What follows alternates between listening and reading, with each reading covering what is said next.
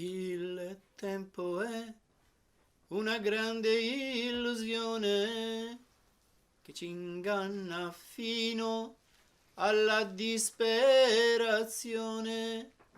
Ogni momento il presente diventa passato ed è come se non ci fosse mai stato. Il tempo è una grande illusione che ci inganna fino alla disperazione.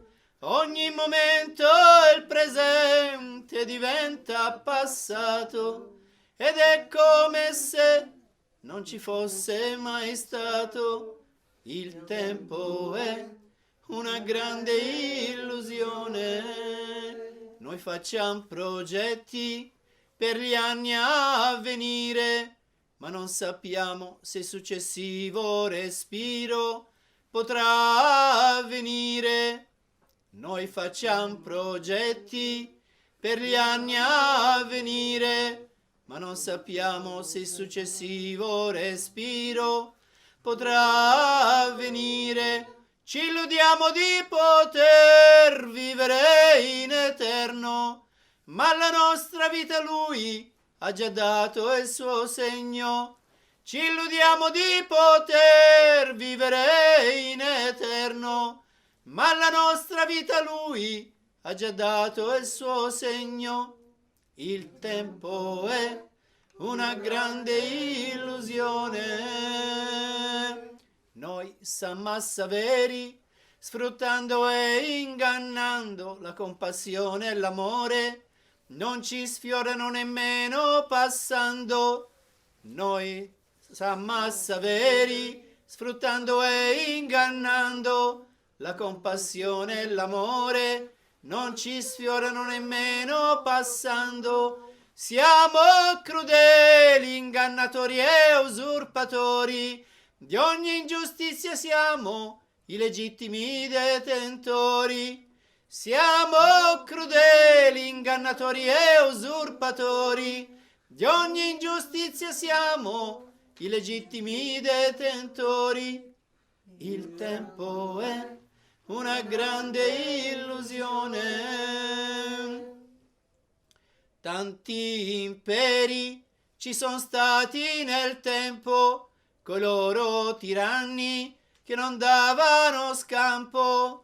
Tanti imperi ci sono stati nel tempo, coloro tiranni che non davano scampo. Di loro resta solo un velenoso ricordo, di gesta infami, di eccidi di massa. Di loro resta solo un velenoso ricordo, di gesta infami, di eccidi di massa. Il tempo è una grande illusione. Mogli, figli, amanti, genitori e parenti se ne son tutti andati, all'appello saranno assenti. Mogli, figli, amanti, genitori e parenti se ne son tutti andati, all'appello saranno assenti. Infine non porteremo nel viaggio oltre il corpo neppure il respiro, che sarà solo d'intoppo. Infine non porteremo nel viaggio oltre il corpo neppure il respiro, che sarà solo d'intoppo. Il tempo è una grande illusione. In realtà mi sono illuso, mi son proprio ingannato di esser vissuto, di esser mai nato. In realtà mi sono illuso, mi son proprio ingannato di esser vissuto, di esser mai nato. Li ho separato, non è che un dolce inganno, Dio è la sola realtà, tutti i saggi lo sanno. Li ho separato, non è che un dolce inganno, Dio è la sola realtà, tutti i saggi lo sanno. Il tempo è una grande illusione. A questo punto forse è meglio tacere, vino ne ho versato tanto, non posso più bere.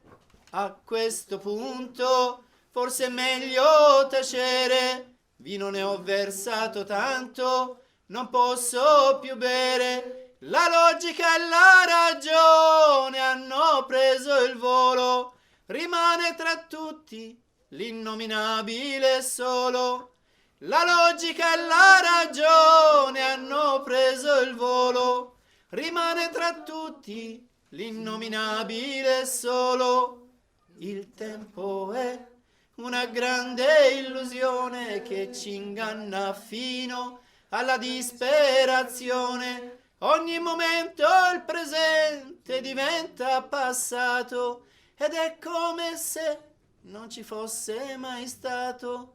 Il tempo è una grande illusione che ci inganna fino alla disperazione. Ogni momento il presente diventa passato ed è come se non ci fosse mai stato. Il tempo è una grande illusione.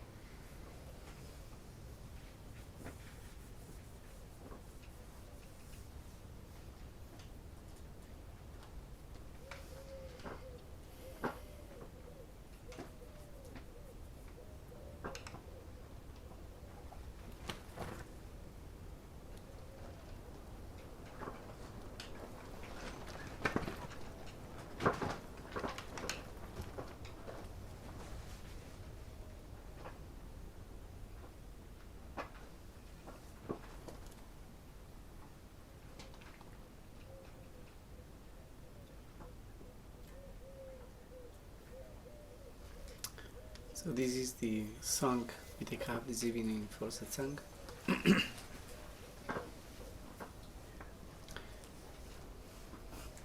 It says, time is a great illusion that deceives us up to desperation. Every moment the present becomes the past, and it is as if it never was.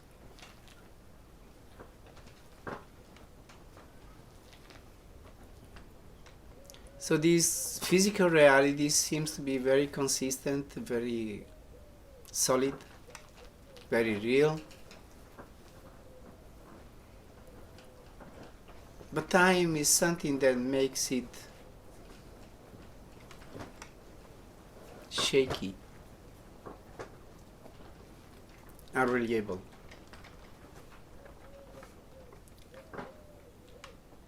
Because every moment the present becomes the past.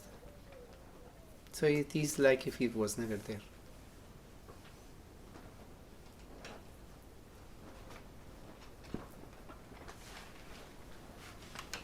We came here 2-3 days ago.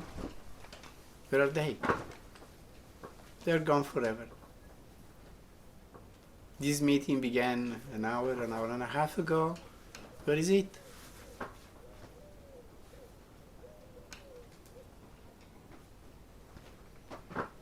So time is the factor that makes everything unstable. Thanks God there is time, I would say. So we realize that it's all an illusion.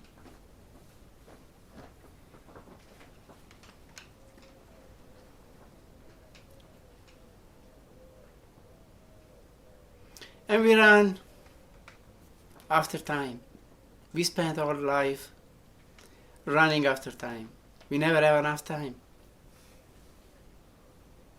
All the duties of life things we get involved in, they just rob our time. Master Kripal used to say, procrastination is the thief of time.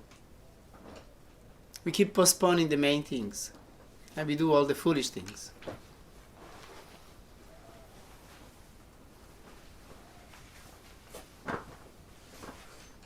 Especially nowadays, most of the people spend most of their time doing foolish things, looking at a screen.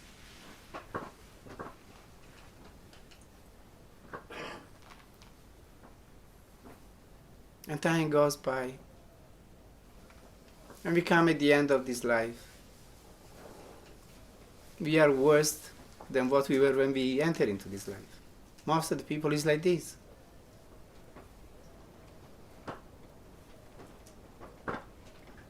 They misuse their life.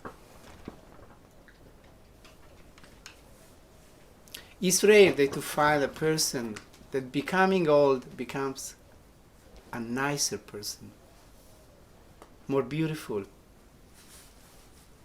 or sage, somebody that radiates beauty, like Norman, for instance, you see. He's an example like this.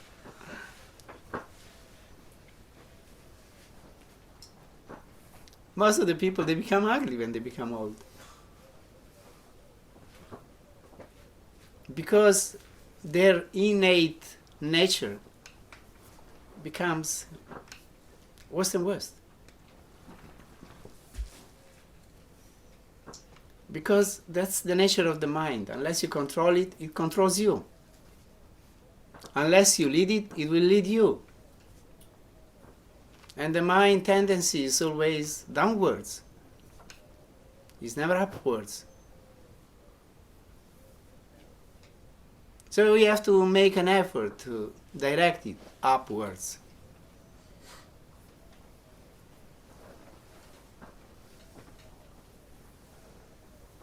People just like the easy pleasures. Those by which you have to make an effort, do something, busy yourself, live a disciplined life. They don't like it. They don't like discipline. They want to run after sensations, emotions.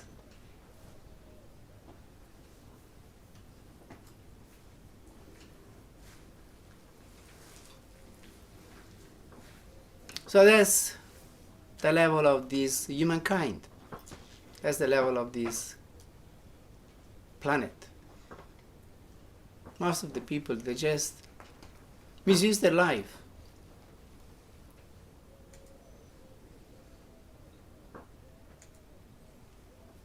And time is that factor that may destroy us. Stress, it's all due to time. Running always after the next thing. Never getting in time. Always late.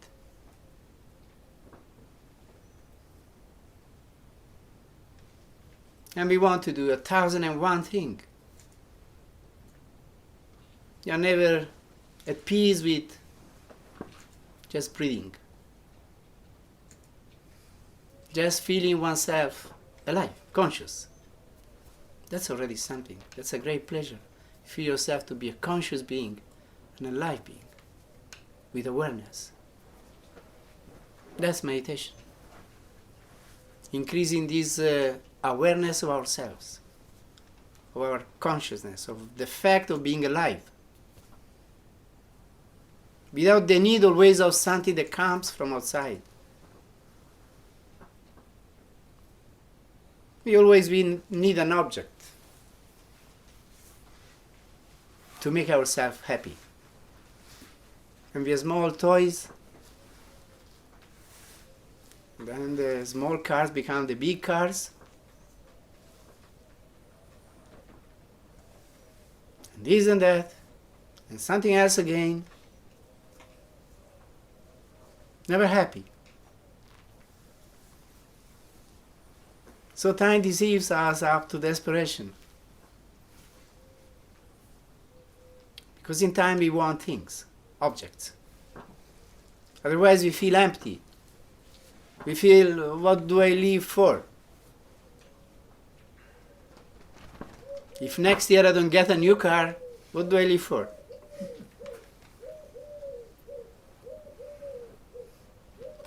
If I don't get a better house, how miserable I am.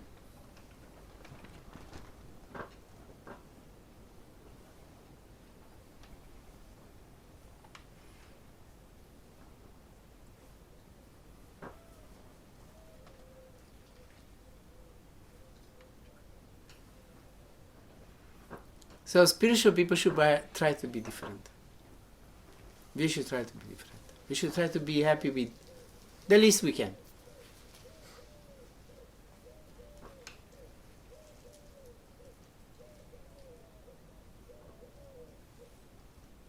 Very simple things should be enough.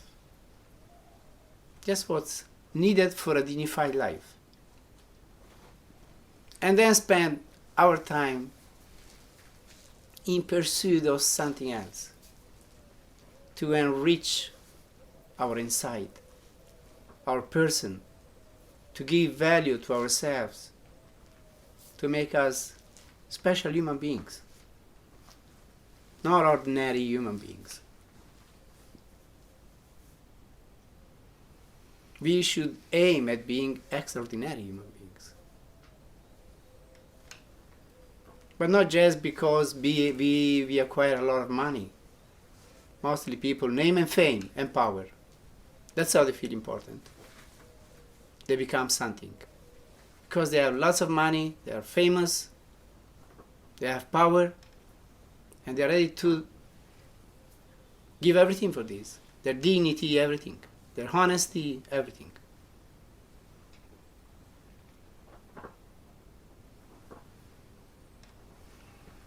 So spiritual people should be happy with what they have and try to dedicate their time for the spiritual growth. Just what's needed for a dignified life. And the rest, we don't need it.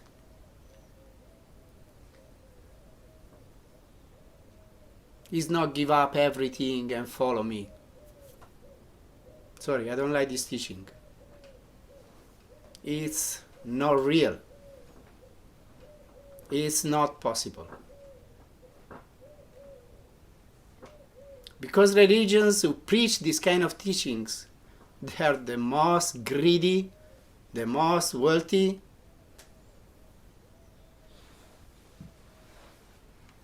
running after name and fame. So have what's needed for a dignified life. This is a good teaching.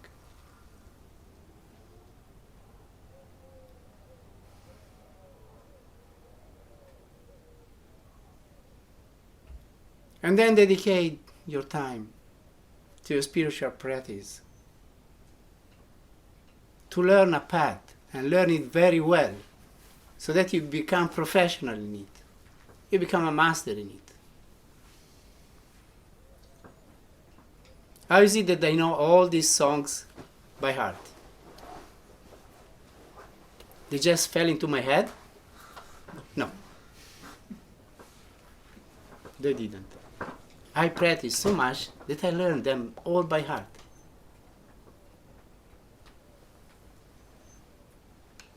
What have you done in your life? I learned bhajans. That's all.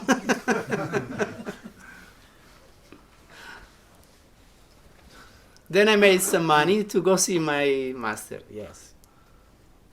Tried to make some money in order to do what I liked. And what I liked, it was to go to India and have a retreat with my guru. And support my family.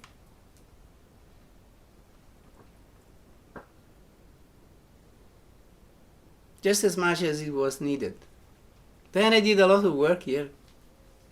What you see here, mostly was done by me, I tell you. Then there was also lots of help from other people. But I keep all of these, and I keep it even now.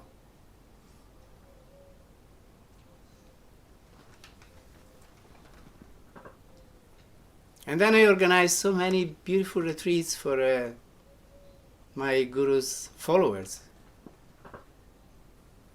All those 20 years when I was associated with Sant Singh, so many retreats.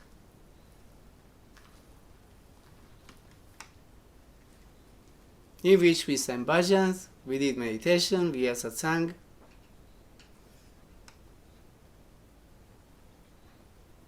So that's what makes a spiritual man. Practice makes a man, used to say Master Kripalu. He used to say, I'm a man like you. I didn't fall down from heaven. I did practice. So I became what I became. So it's possible for each one of us. But you have to put, the scale. More the world, more the spirit. Which one? What do we want?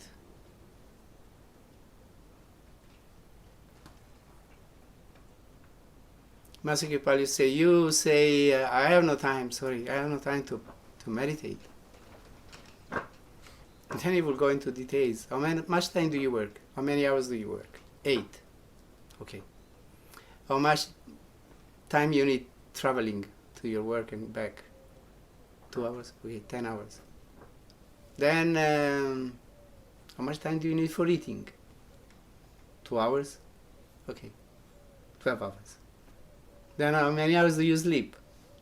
8 hours. Okay, 20 hours. You still have 4 hours.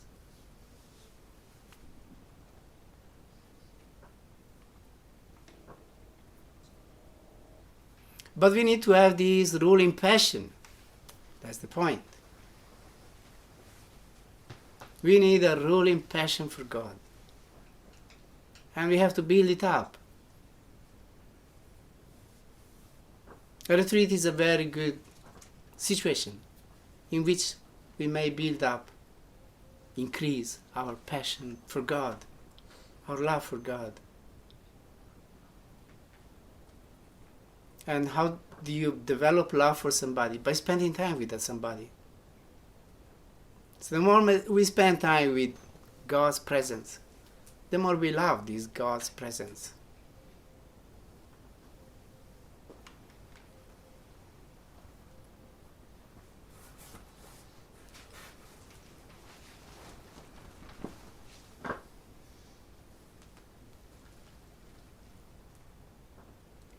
Then it says, we gather goods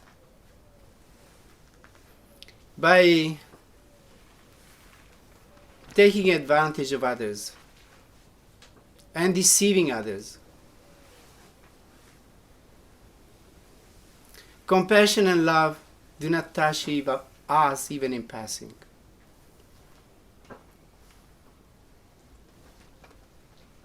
So this is what most of the people do, those who can.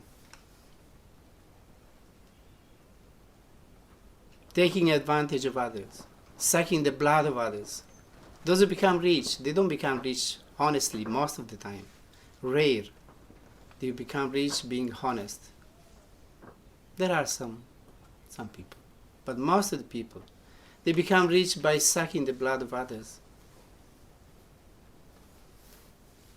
Both at an individual level and at a national level.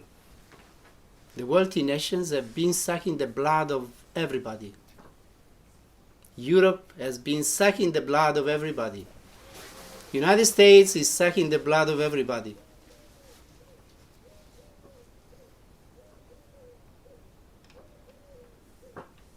And so, all the very powerful ones.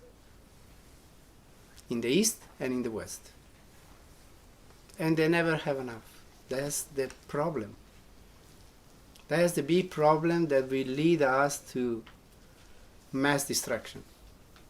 Because nobody wants to give up.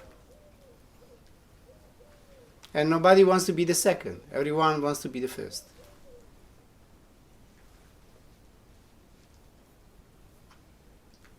And we don't have that much intelligence that going this direction we are going to destroy humanity and the planet. We don't care. If I die, then everybody should die.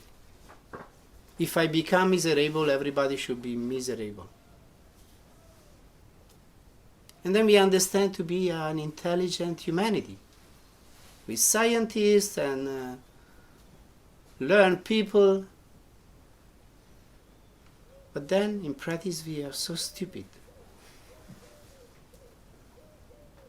So foolish. So cruel even.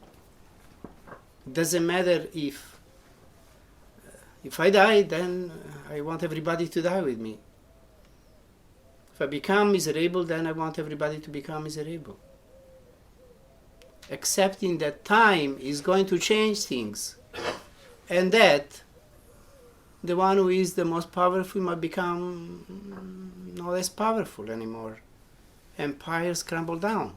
We have seen it over and over again.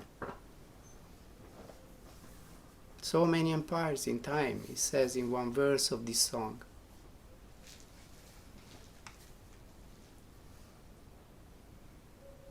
With their rulers, with their cruel rulers.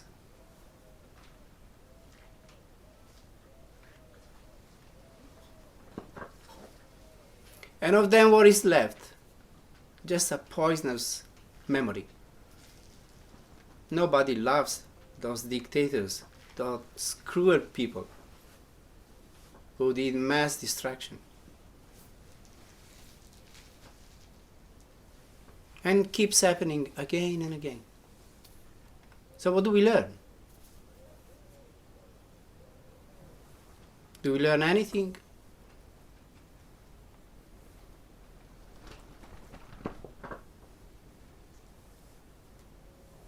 It's a pity that we are in this condition.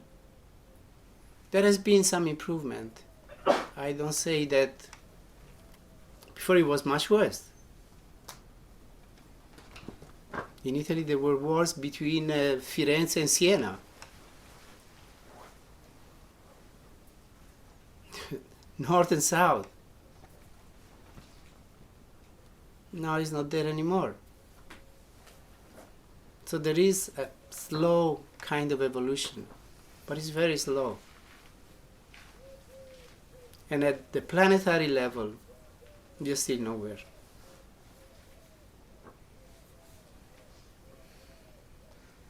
So how do we improve? By suffering. That's the only way. After the end of the Second World War, nobody would think that in Europe there would be another war. But here we are again.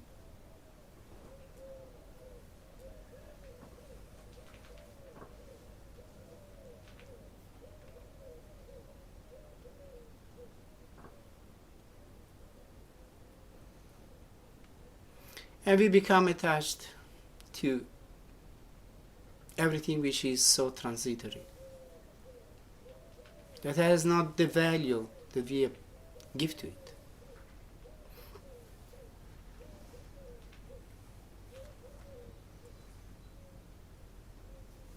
In one verse, this song says, wives, children, lovers, parents, they are all gone. When we will need them, they won't be there.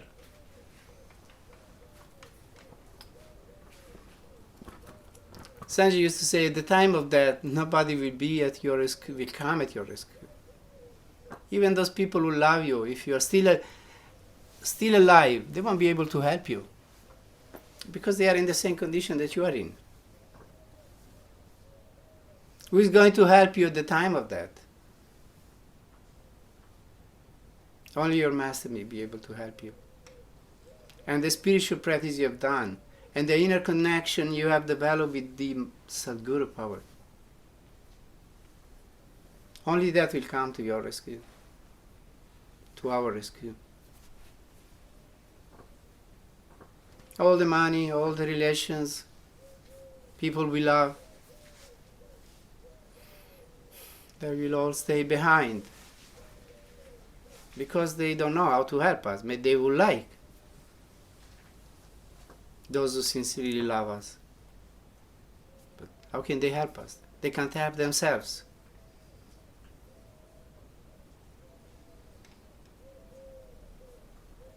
So it's very good to have a master that will help us when we leave this world. That will be there to meet us and guide us into this other world. Because as we need a guide here, we need a guide there also. And it's love. It's not that we need to be submitted to somebody, either in this world or in the other world. It's love. We need a being that fills us with love, that transmits to us all this love, which is totally unconditional love.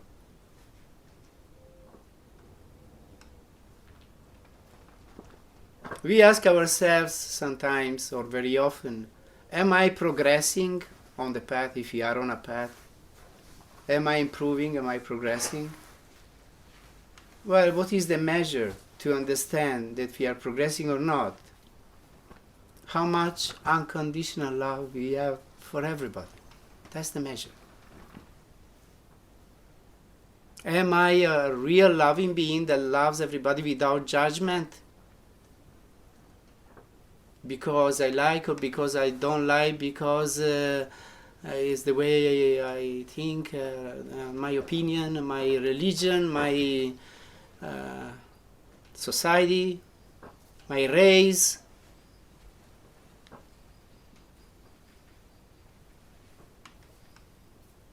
We don't like people who are different than us.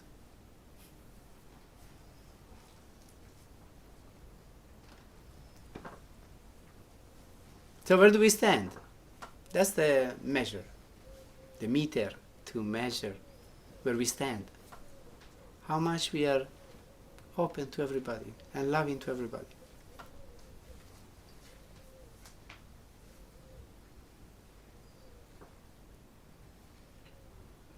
So our spiritual progress is measured by this. How much love we have gathered for everybody. Not just those who are the way we like, but those who are anybody, whichever way they are. We didn't make this world, we didn't make this humanity, it's God who has made all of this. And we are all children of this same power, this same supreme power. So we are all a family. Let's try to understand this. Let's try to grow into this awareness. And it's good that we are different, because then it will be very monotonous if we were all the same. We learn, we expand by meeting with different cultures, different people.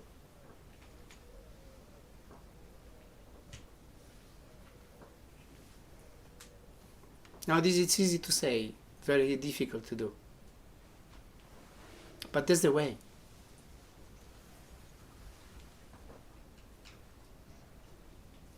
Look, this planet is nothing in the universe. This humanity on this planet is just tiny nothing. Do you think that this planet is the only planet that has living beings on it, in this vast universe? That's the most arrogant idea. Why should be all this planet? Only this planet.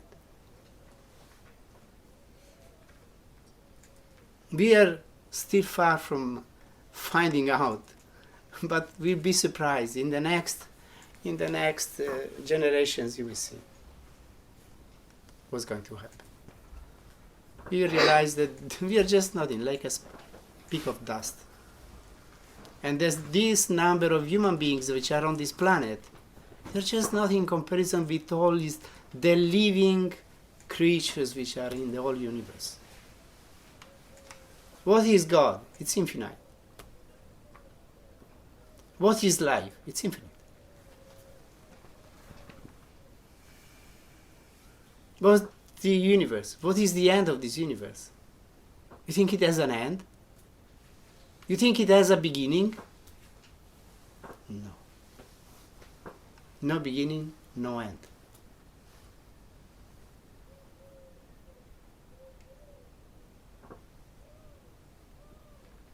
Do you think you can count the living beings in this vast universe? No. So huge, immense. Just like God.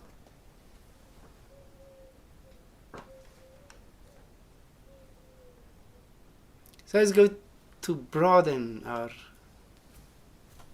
perspective.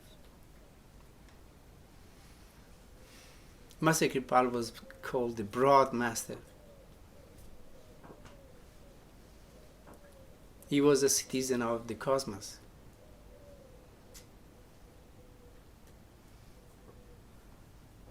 He didn't belong to any religion, although he was born as a Sikh, but he used to say, to be born in a religion might be a blessing. To die in a religion, it's a curse. And to believe in something because you have been born in that religion, without taking the trouble to analyze what you believe in, because most of the people, they understand themselves as Christians, Muslims, Hindus, Buddhists, whatever, but they never really analyze the teachings in which they believe. Why am I Muslim? Why am I Buddhist? Or a Hindu? Or a Christian?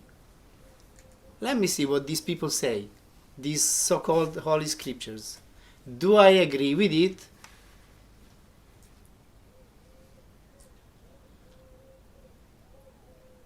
Just like parrots. They've been told that they are Muslim, that they're Christians, and they keep saying their whole life, I am a Christian, I am a Buddhist, I am a Muslim, or whatever.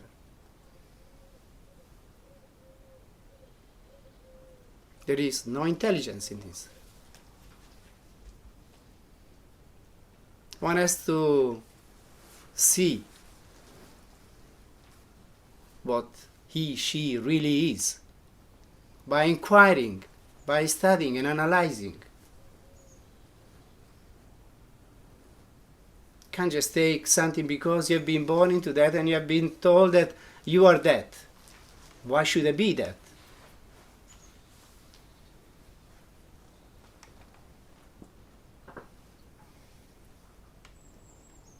And this is the cause of all problems.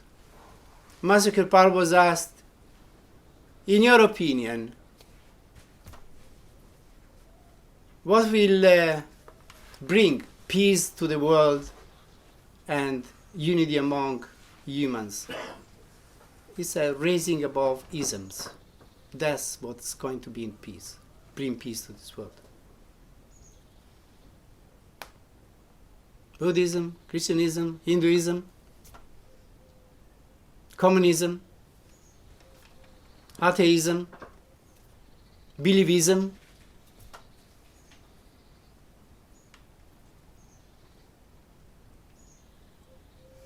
We are conscious beings. That's what we are. We are not Christians or Buddhists or even Sant, I would say. We are just conscious beings, seekers of truth. What are you? I am a seeker of truth. What is God? Which is God's religion? Can you tell me? Truth is God's religion.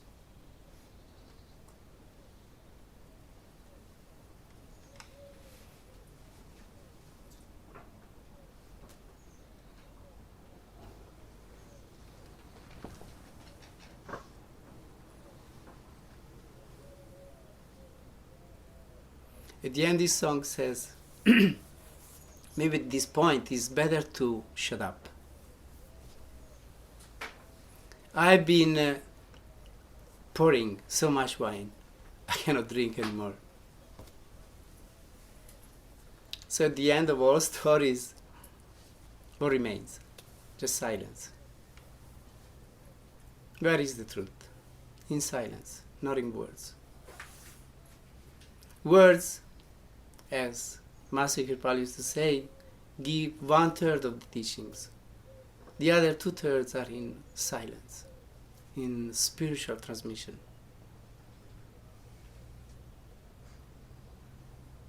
So we may say whatever we want. We may try to express the truth as much as we can with words, but eventually this is just 1/3 of the story.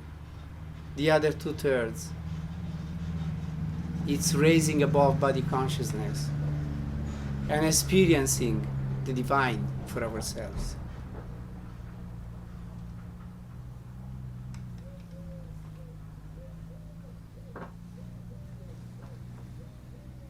Logic and reason have taken the flight. What is left, it's only the nameless, Anam.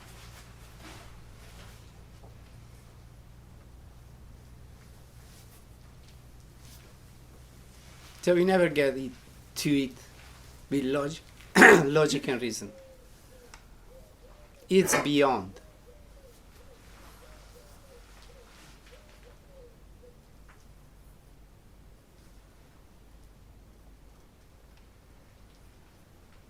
It's a spiritual plugging in.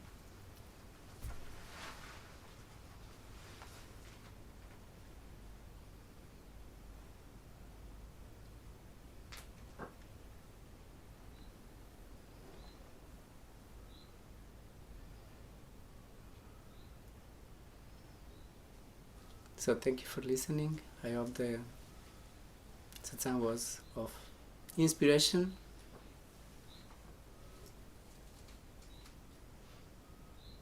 appealing, encouraging, inspiring.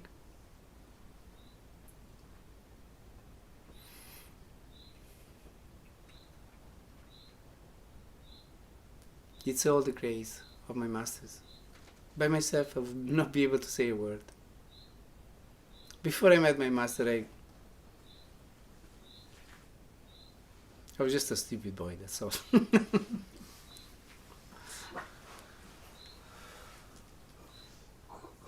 So all the wisdom comes from him.